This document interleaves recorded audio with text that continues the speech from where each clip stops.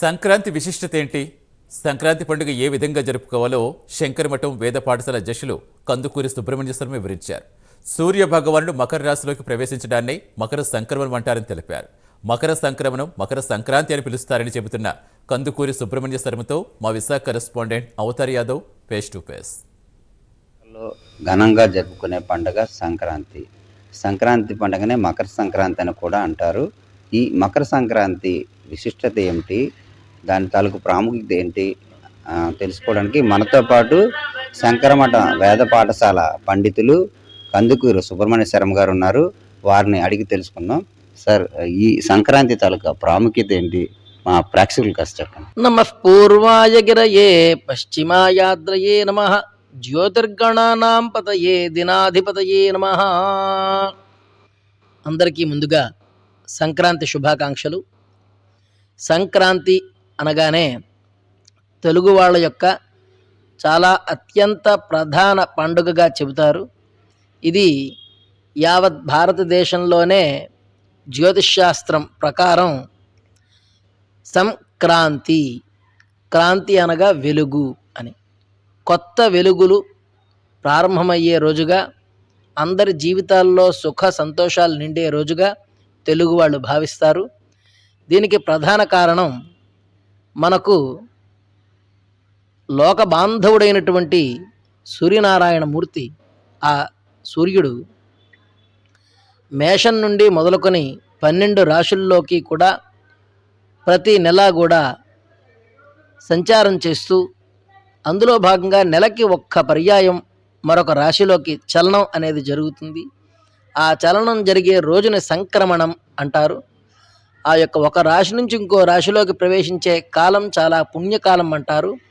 అందున ఏనాడైతే ధనుస్సు నుంచి సూర్యనారాయణ స్వామి వారు మకరంలోకి ప్రవేశిస్తారో ఆ ప్రవేశించే శుభ సమయాన్ని మకర సంక్రమణ పుణ్యకాలం అంటారు. అలాగే కర్కాటక రేఖ నుండి ఆ సవిత్ర సూర్యనారాయణ స్వామి వారు దక్షిణ దిశగా పయనించే సమయాన్ని దక్షిణాయనమని, ఉత్తరాభిముఖంగా పయనించే సమయాన్ని ఉత్తరాయణం అని అంటారు. ఋతుత్రయగామిగా ఆ యొక్క సూర్యుణ్ణి మనం కొలుస్తాం. ఋతుత్రయము అనగా ఈ యొక్క వరుష, శరదృతువు, హేమంత ఋతువుల యొక్క కాలం దక్షిణాయనం, తదుపరి 3 ఋతువుల యొక్క కాలము ఉత్తరాయణం. దేవతలకు కూడా ఉత్తరాయణం చాలా ప్రధానమని, ఆ యొక్క ఉత్తరాయణ కాలంలో చేసే పుణ్యకార్యాలు చాలా విశేషమైన ఫలాల్ని ఇస్తాయని, ఈ సంక్రమణ సమయంలో పెద్దలందరికీ కూడా పెద్ద కార్యక్రమాల్లో స్వయం పాకాలు, అదేవిధంగా తిలతర్పణాలు, దాన ధర్మాలు చేయడం అనేది మన తెలుగు వాళ్ళ సాంప్రదాయంగా వస్తున్నటువంటి ఆచారం.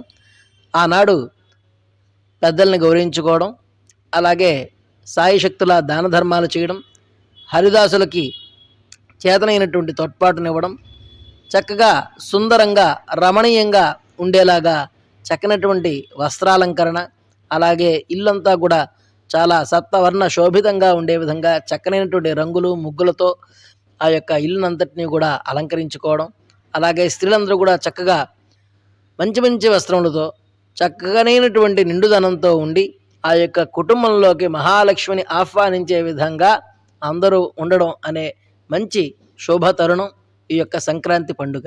ఈ యొక్క సంక్రాంతి పండుగ అనగానే అందరూ కూడా చాలా సంతోషంతో ఉంటారు. వ్యవసాయదారుల నుంచి అన్ని వ్యవస్థలు కూడా చాలా సంతోషాన్ని ఆహ్వానించేటువంటి శుభ సమయం సంక్రాంతి. సంక్రాంతి ముందు భోగి వస్తుంది. భోగి రోజు చాలా చోట్ల గోదాదేవి కళ్యాణం చేస్తారు. అసలు ఆ రోజు గోదాదేవి కళ్యాణం చేయడానికి రీజన్ ఏంటి? భోగి అనగానే ఈ యొక్క పురాణ గాథని తెలుసుకోవాలి.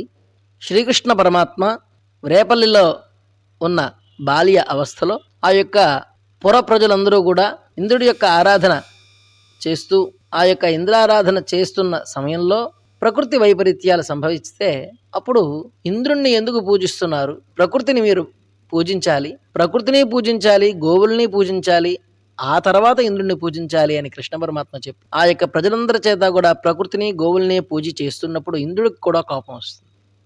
శ్రీకృష్ణుడు ఇలా చెప్పాడు అని చెప్పి అకారణంగా రాళ్ల వర్షాన్ని జడివానని కురిపిస్తాడు.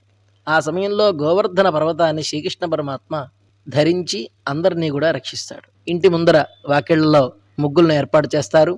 అందులో గొబ్బెమ్మల్ని ఏర్పాటు చేసుకుంటూ ఉంటారు. ఆవు పేడతో ఈ యొక్క పేడ పిడకలను తయారు చేసుకుంటారు. వాటన్నిటినీ కూడా ఈ ధనుర్మాసం అంతా కూడా సిద్ధం చేసుకుని భోగినాడు ఆ మనకున్న కష్టాలు, మనకున్నటువంటి సమస్యలు, దరిద్రము ఇవన్నీ కూడా దూరం అవ్వాలని ఆ మంటల్లో వాటిని దహనింపజేసేలాగా ఆ యొక్క పిడకలన్నింటినీ కూడా వేసేస్తారు. ఆ యొక్క అగ్నిలో దగ్ధమైపోవాలి. కష్టములు, దరిద్రములు, బాధలు, సమస్యలు అన్నీ కూడా తీరిపోవాలి అనుకుంటూ ఆ యొక్క ఆవుపేడ పిడకలన్నింటినీ కూడా అగ్నికి ఆహుతి చేసేస్తారు ఈ భోగినాడు ప్రారంభంలో ఉదయాన్నే. అయితే ముఖ్యమైనటువంటి విశేషం, శ్రీకృష్ణ పరమాత్మని గోపికలందరూ కూడా సేవించుకుంటూ ఆ యొక్క కృష్ణుడి కోసం హేమంత వ్రతం అని వ్రతం చేసేవారు. అలా వ్రతం చేస్తున్నటువంటి కాలంలో గోదాదేవి అత్యంత భక్తితో మార్గాళి వ్రతం అనే ఒక వ్రతాన్ని చేసి ధనుర్మాసమంతా కూడా నియమ నిష్ఠలతో ఉండి ఈ భోగినాడే స్వామివారిని చేరుకున్నది. అలాగే కనుమ అనేటువంటిది చాలా ముఖ్యమైనటువంటిది. ఆనాడు ప్రయాణాలు చేయకూడదు. కుటుంబ సభ్యులతో ఆనందంగా ఆహ్లాదంగా జరుపుకోవాలి. ఇది కనుమ విశేషం. శంకరమఠం వేద పాఠశాల పండితులు కందుకూరి శర్మ గారు చెప్తున్న పరిస్థితి ఏదైతే ఉందో, సంక్రాంతి, కనుమ, భోగి ఈ 3 పండుగలు కూడా పెద్దలని ఆరాధిస్తూ పెద్దలకి తిలోతకాలు ఇచ్చుకుంటూ దాన ధర్మాలు చేస్తూ ఆనందంగా అంటే కుటుంబంతో గడపాలని చెప్పి ఆయన చెప్తున్నారు. ఈ విధంగా చేయడం వల్ల మనకి సుఖశాంతులతో అంటే ఈ ఏడాది అంతా సుఖశాంతులు రజిదిద్దామని కూడా ఆయన చెప్తున్నారు. కెమెరా పర్సన్ మహేష్తో అవతార్ యాదవ్, ప్రైమ్9 న్యూస్, విశాఖపట్నం.